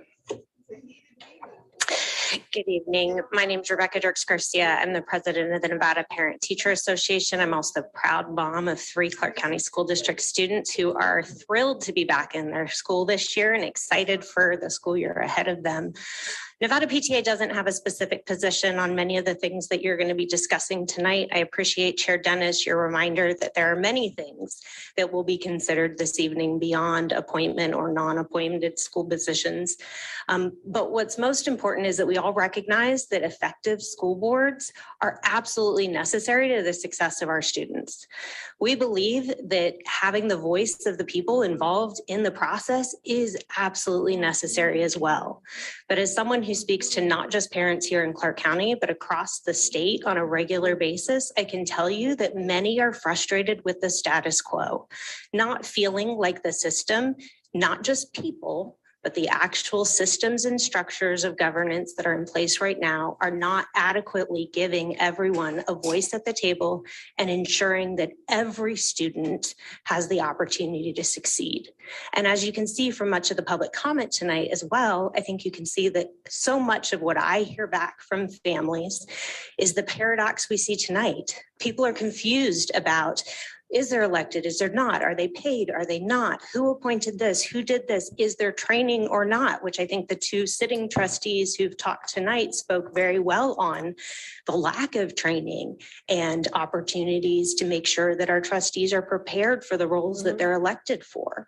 So as we approach these discussions, I would just ask that you focus on that end, as Trustee Cavazos talked about, which should be the benefit of our children and public education serving all Nevadans. And how do we ensure that our trustees are providing oversight and accountability in an effective way? And ask yourself, is that happening now? And if not, how do we move the needle to get there? Thank you. Thank you very much. So I'm going to go ahead and close public comment, this opening one. What I would like to do is I'd like to move to item number 3. We're going to have a report from our staff on all the different recommendations that we've discussed so far in the other meeting that we had.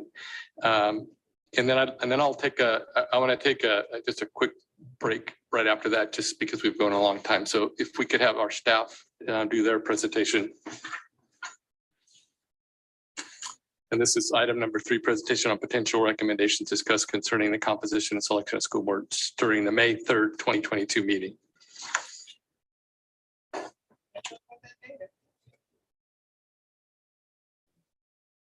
I remember, I think that presentation is being given from Carson City. So I think we just need to give them a minute here just to set up.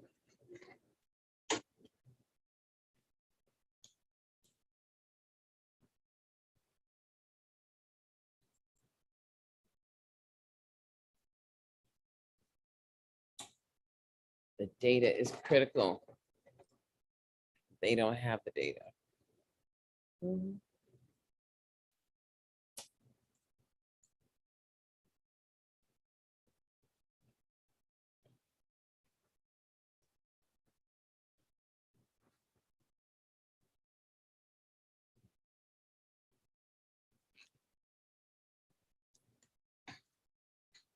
Good evening, committee members. I am Alex Drozdoff, Senior Policy Analyst with LCB's Research Division for the record, and I am joined by my colleague, Jen Sturm. As nonpartisan staff, we do not advocate for or against any measure. No, but you got some As lobbyists Chairman there. Dennis mentioned, this presentation will provide a summary of the general information covered during the Joint Interim Standing Committee of Education's May 3rd meeting, which featured presentations and member and public discussion on the composition and selection of school boards as required by AB 495 from the 2021 session. As you may recall, during that meeting, the Committee on Education heard presentations from staff, the Education Commission of the States, and the Nevada Association of School Boards on historical, state, and national school board governance topics.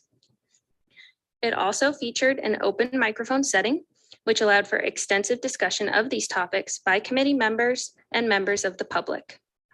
This presentation will highlight the central topics that were discussed during that meeting, potential recommendations that emerged from members and participants, and possible discussion questions related to those recommendations. This presentation is not an exhaustive list of items presented at the May 3rd meeting, just a summary of main topics discussed. Additional detail of potential recommendations will be provided for the committee's consideration at its work session later this month.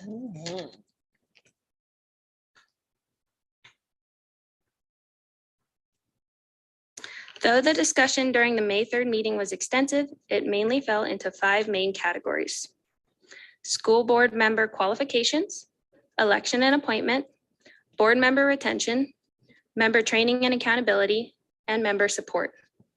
These categories will structure this presentation. As you will see, some of the topics overlapped with multiple categories.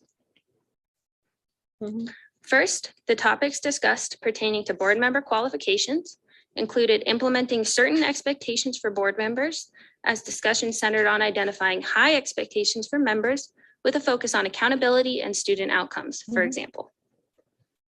Other topics discussed included developing a shared vision or goals for the school board and aligning that vision to current resources. Finally, it was noted that the current qualifications for board members, according to Nevada Revised Statutes 386-240, are limited in scope. Currently, the only qualifications for members are being a qualified elector and satisfy the relevant residency requirements. For reference, some of these topics, as they pertain to other states, are covered in a follow-up memo from the Education Commission of the States for the May 3rd Committee on Education meeting.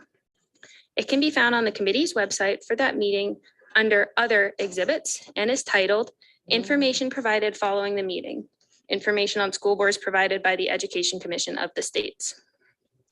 For example, the memo outlines Arizona's and Utah's local school board member qualifications, including voter and residency status, as well as requirements around serving. Can we stop for just 1 second? I've been told that they can't see the presentation online. Is that, can we get a confirmation from BPS? That's all there is. It's not. We see it. I'll stand by 1 minute, Chair, but we check on them. There is nothing else.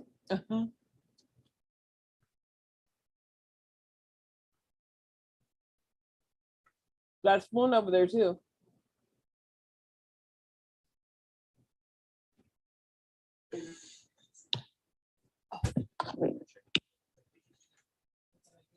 The chair, we're all seeing it here. Okay, I'm sorry for interrupting. Please go on. Can we, is there a way that we can have it on the big screen here? It would have to be on the computer. I'm gonna pause for just a second to see if maybe we can get it on that screen. I think it'd have to be put on that laptop, but hold on one second.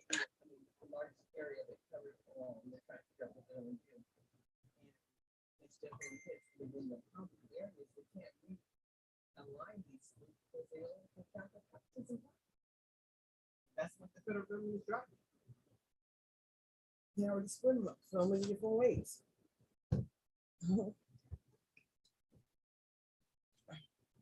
They're not gonna find any more students.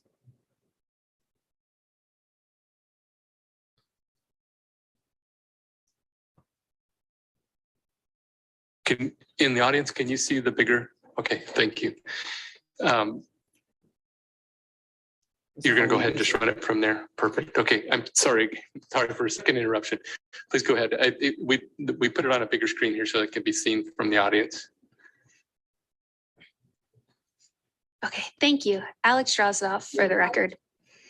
For example, the memo outlines Arizona's and Utah's local school board member qualifications, including voter and residency status, as well as requirements around serving simultaneously as a board member and a board or school employee.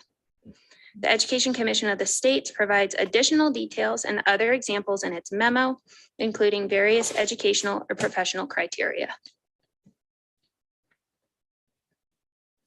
From this particular category of conversation, one recommendation was proposed through dialogue among Committee on Education members and the public. Expand the qualification criteria for school board members.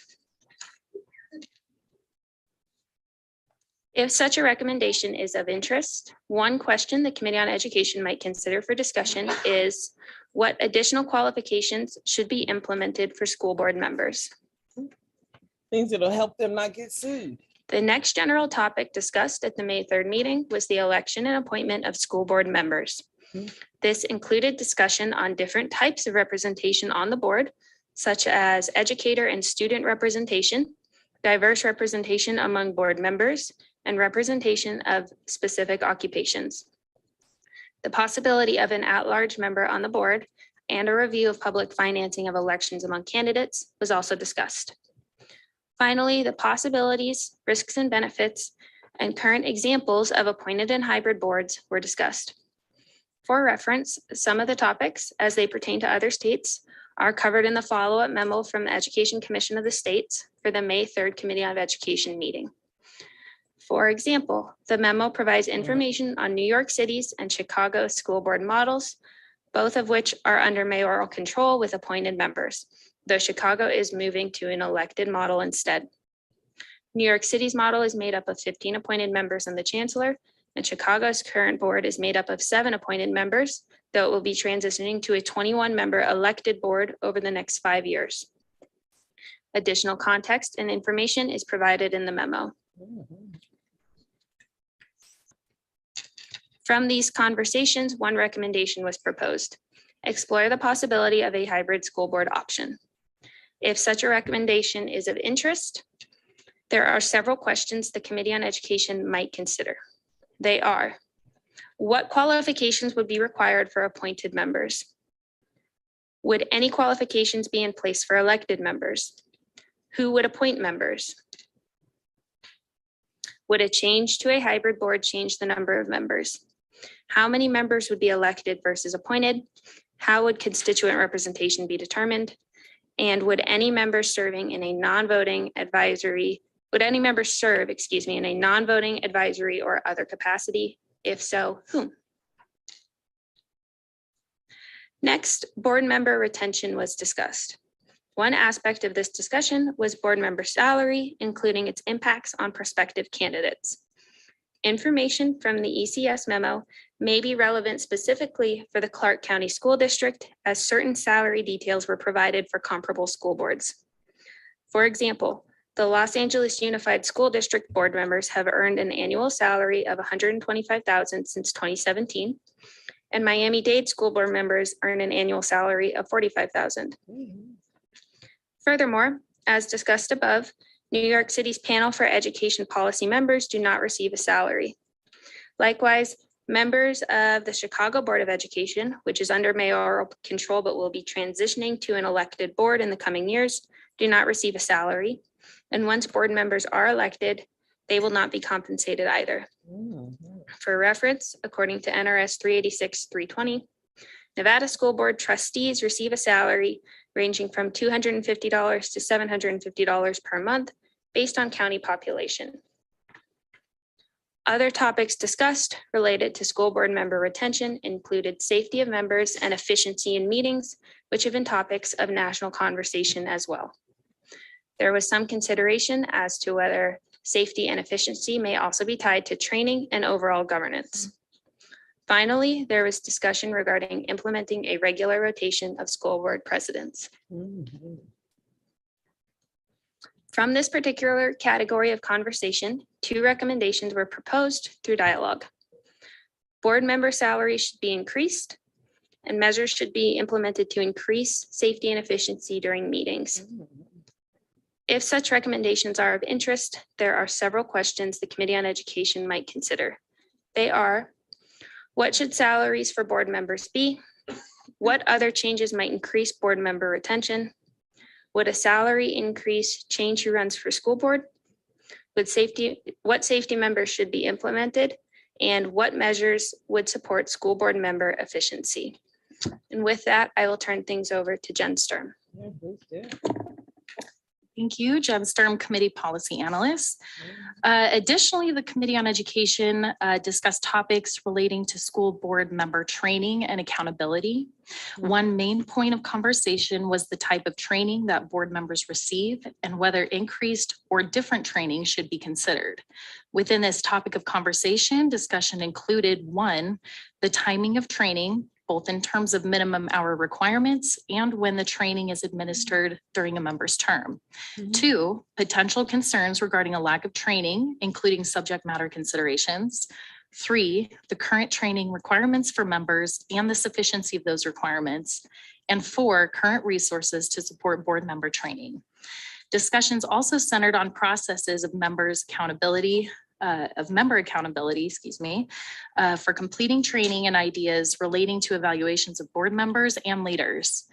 On page 3 of the memo previously referenced by my colleague here, ECS offers information on superintendent evaluations, adding that ECS was unable to identify evaluations for school boards being used in other states, state statutes or regulations. Tomorrow is a From these conversations relating to training and accountability, 3 recommendations seem to emerge. 1, implement guidelines or requirements for board member training.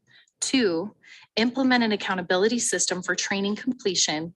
And 3, work with existing entities like the Regional Professional Development Programs, Nevada's Department of Education, the Nevada Association of School Boards, or the National School Board Association to provide initial and continual training, education, professional development, and or coaching to board members.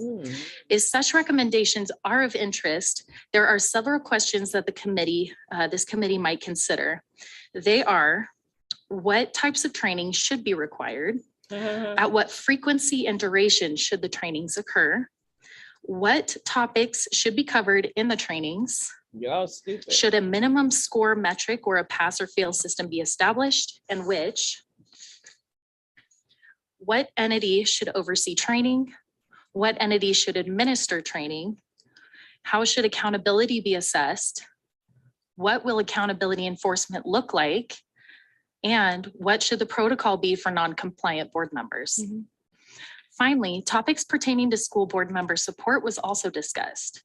These topics included 1, the use of staff, including subject matter experts and other support models to assist board members in their work. 2, the ways that different types of board members like advisory or non-voting members might provide additional support and information to the school boards. And 3, the use of school organizational teams to inform the work of the Clark County School District Board.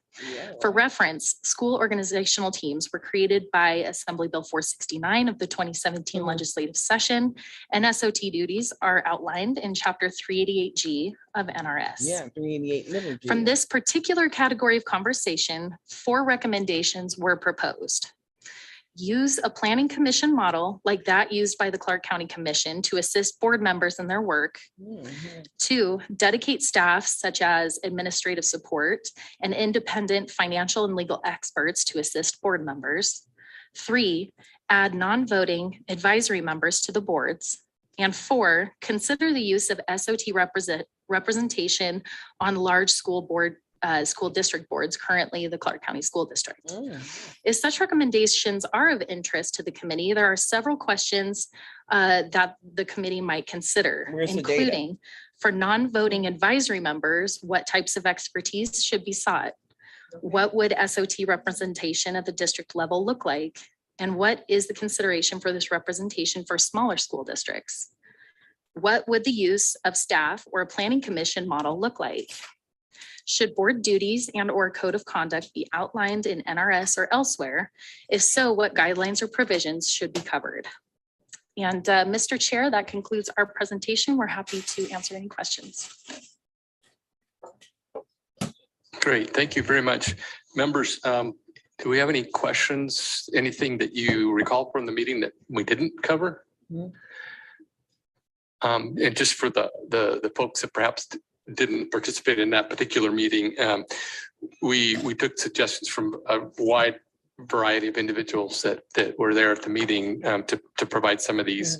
And then we had some additional some questions that came up that we were able to make sure that we answered, or at least made sure that the questions are there, so that as we consider anything moving forward, that we'll make sure to be able to answer those questions.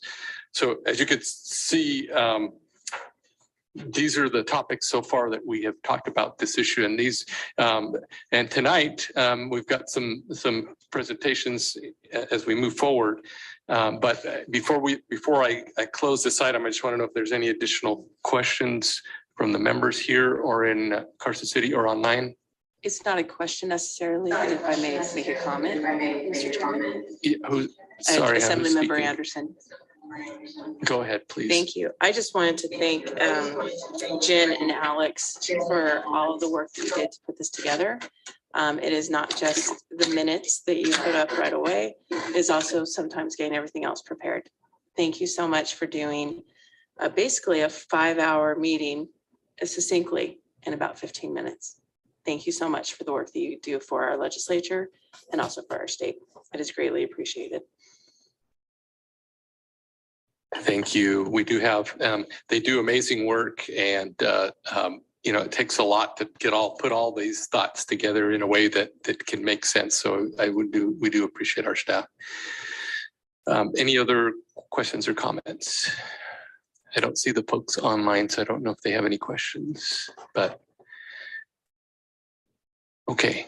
With that, I am going to take a, let's see, a 10-minute break, and it's gonna be a set 10 minutes. So we will, right now, I have, actually, what I'm going to say is it'll be a 9-minute break, because we're going to go till 25 after and start back up. So we are in recess for 9 minutes.